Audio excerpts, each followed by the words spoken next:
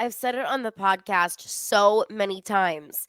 The transfer portal giveth, the transfer portal taketh away. It's what we as college football fans know all too well. So, what is the latest iteration of that for LSU, and where does that position group stand? All of that, plus so much more on today's edition of Locked on LSU. You are Locked On LSU, your daily podcast on the LSU Tigers. Part of the Locked On Podcast Network. Your team every day.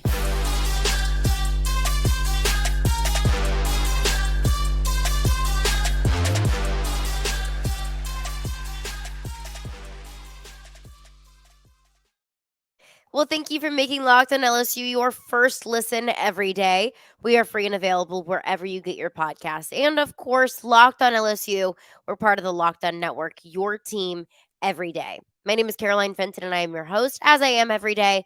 I graduated from LSU. I've been covering LSU sports since 2016, and I now host a sports talk radio show in Nashville, Tennessee.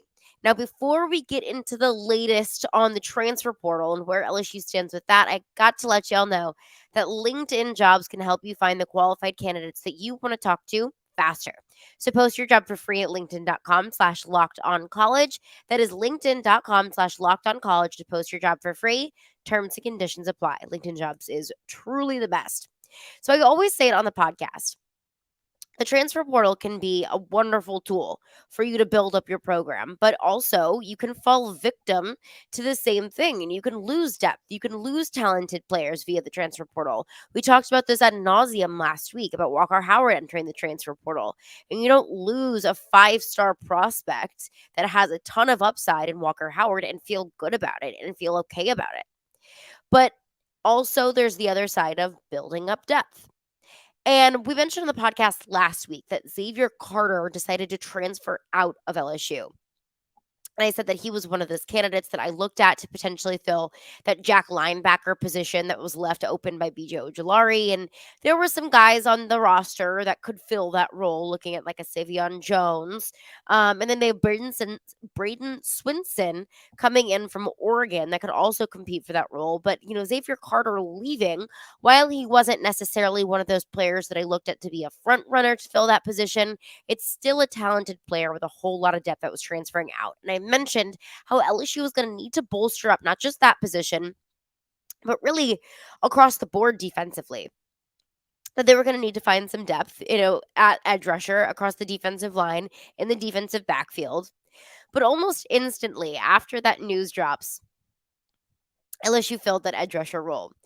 Texas edge rusher Ovie Oghoufo, and I apologize if I am butchering that pronunciation. I looked up the pronunciation. I listened to it like 10 times. It's easy enough, but if I'm still butchering it, I apologize. I believe it's Ovie Oghoufo, who transferred into LSU from Texas. In Texas, it was announced on Thursday evening. So who is Ovie Oghoufo? He's a former 3-star edge rusher recruit from Michigan, and he transfers into LSU from Texas, but that is not where he started his college football career. Interestingly enough, you guessed it, he started at Notre Dame under Brian Kelly. So he was at Notre Dame from 2018 to 2020, redshirted in 2018 in his freshman year.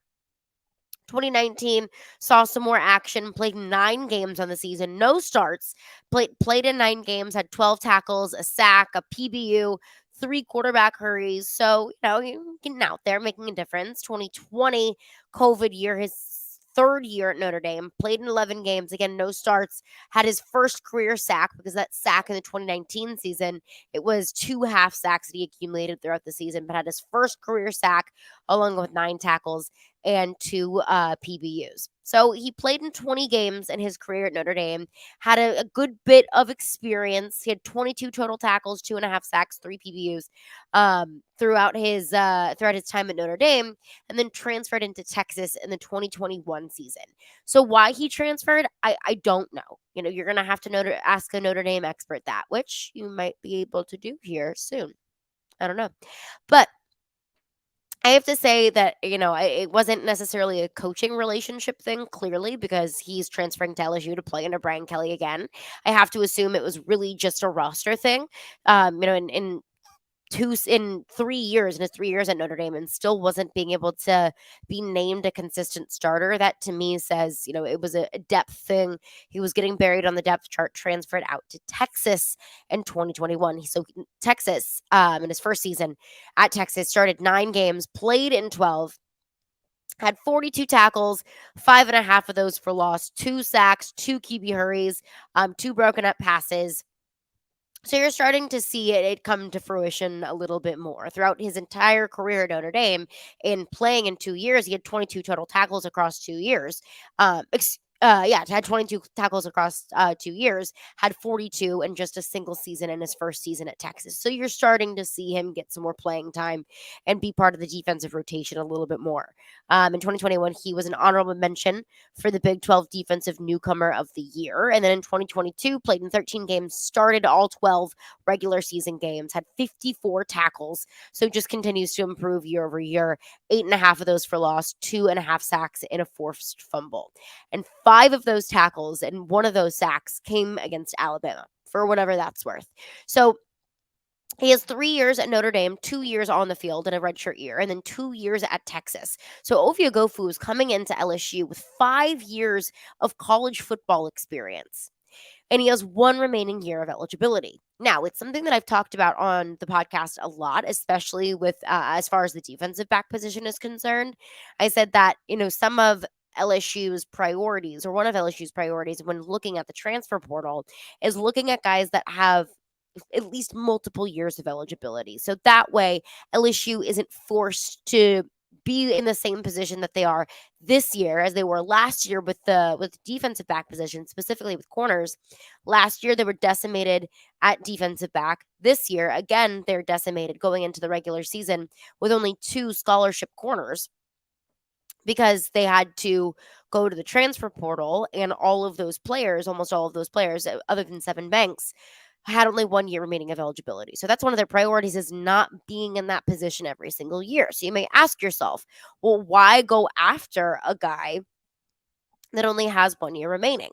And I think that this situation with Ovie Oghoufo is different for a couple of reasons. First, he's coming in with 1 year of eligibility remaining. But he also fulfills one of the other priorities that this LSU coaching staff has when it looks to the transfer portal. And that's getting guys and recruiting guys via transfer portal that have connections to LSU. Whether they're Louisiana natives, whether they have, family members that went to LSU or played at LSU, whether they have former relationships with some of those coaches on staff. Look at Makai Wingo with a former relationship with cornerbacks coach Robert Steeples. He played with him in high school, that kind of thing. That they're coming into LSU with existing relationships, and this coaching staff knows what they're getting in that player and knows that they can mesh well in the locker room because they've coached them before, because they know how they work. So that fulfills one of the transfer portal priorities that Brian Kelly and this coaching staff has set, because Ovie Oghoufo played under Brian Kelly for 3 years in his first 3 seasons in college football. So that's one thing. Another thing, and I think this is the biggest thing, is that now LSU has another contender to fill in that Jack Backer position. Of course, BJ Ojulari's position, of course, he's going to the NFL draft, so that left a really big hole. And you're not going to fill that hole with another BJ Ojulari. That's what makes BJ Ojulari so successful and so valuable, is because he's not easily replaceable. But at least LSU has options. At least LSU has depth to be able to fill in that Jack linebacker position. Desmond Little and Zavier Carter both transfer out. Those were 2 players that were in contention for that spot. So now you're thinking, okay, you've got Savion Jones, a guy who looks promising, but doesn't have a ton of experience filling in that pure kind of edge rusher role. And then you could fill Harold Perkins into that role, but which he's incredible at. We've seen him. He's incredible to be able to fill that role. But we've also seen that Harold Perkins, when used very creatively and being able to use him in a very versatile way, that's where Harold Perkins is so valuable to this team. So while he can be a wonderful option at that jackpacker position, it's almost like you're selling yourself short just sticking him in one role when he is so versatile and can do so many different things. So that's another thing that it means to me is you aren't going to be forced to put Harold Perkins in that role. You can if you want, but you at least have options.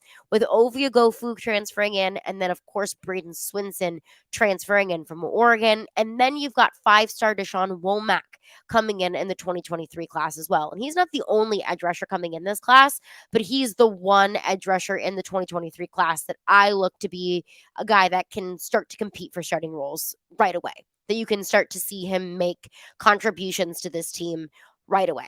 So now you had Desmond Little and Zavier Carter both transfer out, but you fill those two spots with two transfers that have plenty of college football experience and can fill that role and bring in their experience from their years at Oregon and at Texas and Notre Dame respectively. So I think that you look at how LSU has been able to dig in the transfer portal and fill just this position, this jackbacker position, and I think it's a net positive for this team because you fill it with experience and you fill it with expertise.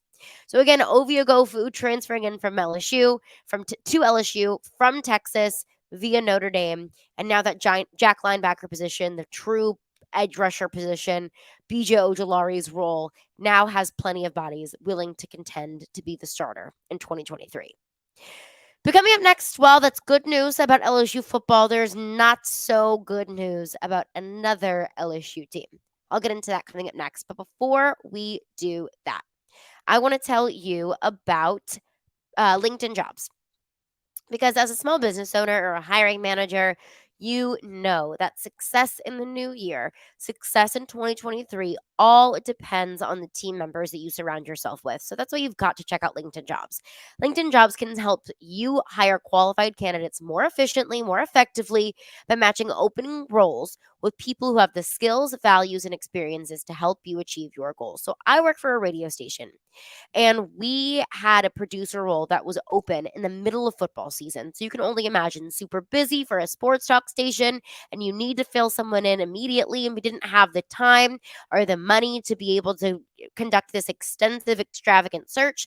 So we turned to LinkedIn Jobs. And LinkedIn Jobs uses great technology that kind of filters through all of the candidates and brings you the best, most qualified candidates with just the right experience and tools that you need. And it happens so quickly because they go beyond resume data by using insights from your job post, company, and their 875 million member profiles to put your post in front of the most qualified candidates. So identify the most qualified candidates on LinkedIn Jobs and connect with them fast and most importantly, and for free. It's a new year. It's 2023. We're starting over. We're starting anew. And you want to make sure that your small business or the company that you work for gets a good start in 2023, and the right team member can help you do just that. LinkedIn Jobs helps you find the qualified candidates that you want to talk to faster. So post your job for free at linkedin.com/lockedoncollege. That's linkedin.com/lockedoncollege to post your job for free. Terms and conditions apply. Thanks again for making Locked On LSU your first listen every day. Make sure you check out our brand new podcast, Locked On College Basketball. Everything that you need to know about college basketball all in one place, wrapped up in a nice little bow. Plus, you can hear from big name experts, insiders, coaches, and players. Locked On College Basketball, available on YouTube and wherever you get your podcasts. Well, we're on the topic of college basketball. Let's talk about those Tigers on the hardwood. What a brutal day against Alabama on Saturday. It was bad. It was really bad. And look, credit to Alabama. Alabama's a good team, but it was bad. 106-66 was the final score, and it really wasn't a comfortable game to watch at any point. 59-22 at the half. 59-22. LSU had a third of the points that Alabama had just going into the half. Alabama had a 45-point lead at one point in the game. In the first 20 minutes, Alabama attempted 33 threes. 33 threes in the first 20 minutes of the game. Oh my goodness. That is bad. That is so bad. And look, LSU is not the only team that Alabama has dominated. I mean, they handed Houston, Alabama handed Houston their only loss of the season. Houston is the number one team in the country. If that gives context to just how good Alabama is this year. Every single team that Alabama has, SEC team rather, that Alabama has played so far this season. Mississippi State, a top 25 team. Kentucky, which they're not really Kentucky this year. They don't look very good, but it's still a Coach Cal coach team. Ole Miss, Arkansas, now LSU, all of those teams were beaten by Alabama by double digits. I mean, this team is legit, but no team was beaten by Alabama as badly as LSU was on Saturday. It was a gross game. But I don't really want to, we can get into the X's and O's of it all. We can get into exactly what went wrong against Alabama. But I think the bigger point here is it's not necessarily just about Alabama. It's not just about the game Saturday. It's not just about specific little instances that happened against the Crimson Tide, but it's more so about LSU's SEC resume as a whole. Because LSU started off SEC play hot. Beat Arkansas, who was one of the top teams in the country at the time. But now they've lost 4 conference games in a row. So the big overall arching theme here is about the losing streak. It's not just about the game. It's not just about a brutal loss. It's about what has gone wrong over the last 4 games. It's about how LSU hasn't been able to turn things around or really gain momentum since that win against Arkansas. And it's really about the foundation that Matt McMahon is building at LSU. And let's be so honest. His job is not in jeopardy. His job is not in question. It is year 1. This is an LSU team that lost every single scholarship player less than a year ago. This team is rebuilding. We didn't expect it to be pretty. We didn't expect LSU to go on some crazy March run and be a contender in the SEC tournament. No. Let's be for real here. But it's about where Matt McMahon and this team goes from here. Matt McMahon is a coach that is known for program building. Look what he did at Murray State. Matt McMahon is known as being a real players coach, of getting these players motivated, getting these players ready, getting these players the tools and the resources that they need in order to be successful. So that's what we're going to need to see from Matt McMahon moving forward. That's the questions that I have for Matt McMahon moving forward. In year 1, in the condition that Matt McMahon found this LSU basketball team, it's not about how far can you get LSU in the tournament. It's not about, being at the top of the SEC. Well, all of those things would be wonderful and fine and great. Those aren't the expectations. That's not what the season is about. But it is about what foundation can you build? How can they turn around from here? How can they shift things from being 1-4 in SEC play to start to tally up some more wins in conference play and start to build upon game after game after game and just continue to grow and get better throughout the season? Learn from mistakes and turn things around. How can Matt McMahon get this team motivated to turn things around when morale is probably pretty darn low? When they just got their butts whooped against Alabama over the weekend, and they're probably embarrassed. How can Matt McMahon turn things around and get this team motivated when he was a coach that was brought in to do just that? All of that, all of the confidence that they're going to need to get things moving, it's all going to have to come from within.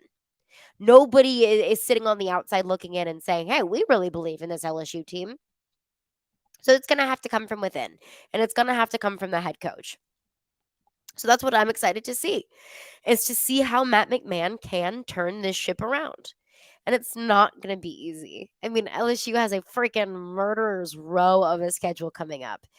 Auburn, and then a top 5 Tennessee team, and then back against Arkansas, a team that they were able to beat earlier in SEC play. But the way that things are going, I don't know if that's going to be able to come to fruition.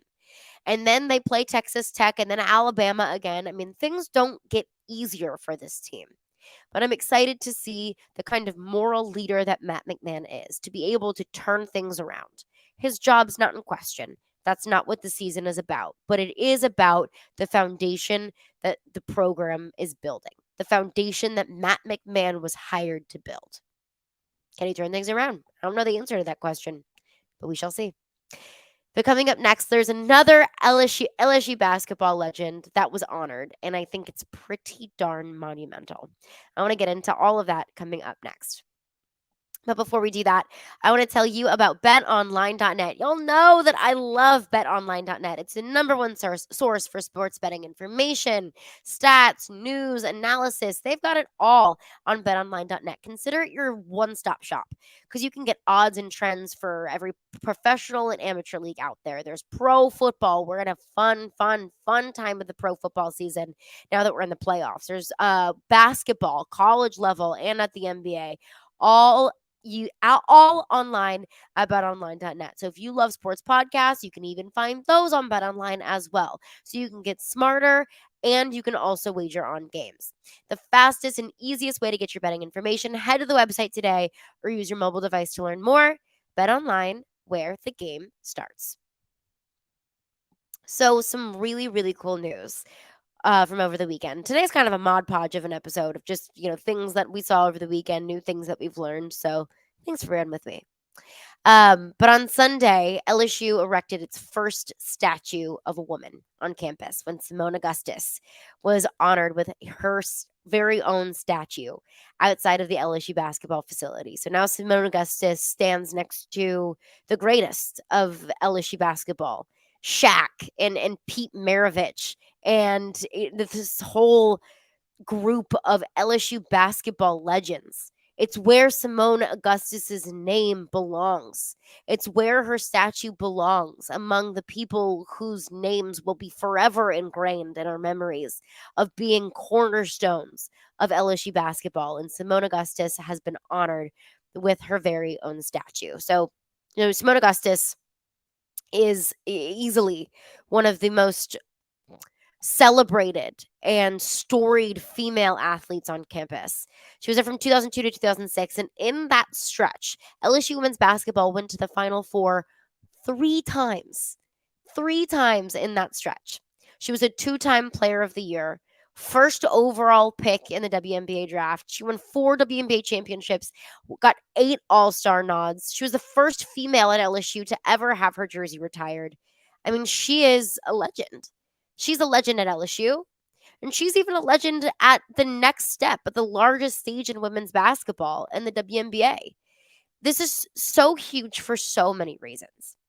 First and foremost, it's huge for Seimone Augustus. It's huge for somebody who gave their all to LSU and who brought LSU so much success. It's the recognition that she deserves. And she spoke on that. This was Seimone Augustus ahead of the statue unveiling. I mean, it means a lot. I'm still trying to wrap my mind around, what's happening. Everyone is excited. Obviously, so many people here in Baton Rouge have followed my career since Biddy Ball days. So this is like the celebration for everyone, not just myself, because so many people were involved in this journey. And so I'm just thankful that, it's happening. Coach Market did an amazing job of getting this done in less than a year. And here we are, January 15th, Alumni Weekend. It's one of the biggest days that you can think of as far as women's basketball. We got these ladies here that are sitting here 17-0, so it's awesome to just think about what this moment is going to mean for everyone. On a day all about her, on a day where she will, be on LSU's campus forever. She makes it about everyone else. She said this is a big day for everyone. And then she gives credit to the LSU women's basketball team. And also, how fitting is it that Seimone Augustus becomes the first woman to have a statue erected of on campus, the same weekend that LSU is undefeated and is now a top team in the country. And credit to Kim Mulkey for really being the catalyst for this to happen, for really championing for Seimone Augustus to be, forever enshrined within the campus of LSU. And it's such a great testament to who Seimone Augustus was, not just on the court, but off the court as well. Because I think everyone remembers or can, pay respect to what Seimone Augustus did as a player. But what a lot of people talk about when they talk about Seimone Augustus, beyond the championships and beyond the recognition and beyond the stats and beyond her professional career, was just how hard she grinded off the court, just how determined she was, just how great of a work ethic she had, and just her belief that winning was everything and she was willing to do whatever it took to win. That combined with her being a Baton Rouge native, she is LSU. She is LSU sports. She is everything that LSU sports strives to be. To work hard, to be determined, to have winning be the only thing that matters. She is LSU sports personified. So I think it's a really big day for LSU sports. It's a really big day for women in LSU sports. It's a wonderful way to blaze a trail for all of the softball players and wonderful gymnasts who have worn purple and gold, for other women basketball players, for every female athlete on LSU's campus. There is now a very clear and obvious path that has been blazed because of Seimone Augustus and because of the recognition that LSU is paying to her. So credit to LSU for giving her the respect that she deserves. Credit to Kim Mulkey for getting this moving, and credit to Seimone Augustus for just being just the freaking that girl, for being that girl. It is a really exciting and proud day to be an LSU Tiger. But that's going to do it for me today. Thank you for making LSU, Locked on LSU, your first listen every day. For your second listen, check out our brand new podcast, Locked On College Basketball. Experts Isaac Shade and Andy Patton bring you everything that you need to know on and off the court. Those two are some of the best. Absolutely love those guys. Plus, hear from the big name experts, coaches, and players throughout the basketball landscape. Locked On College Basketball, available on YouTube and wherever you get your podcasts.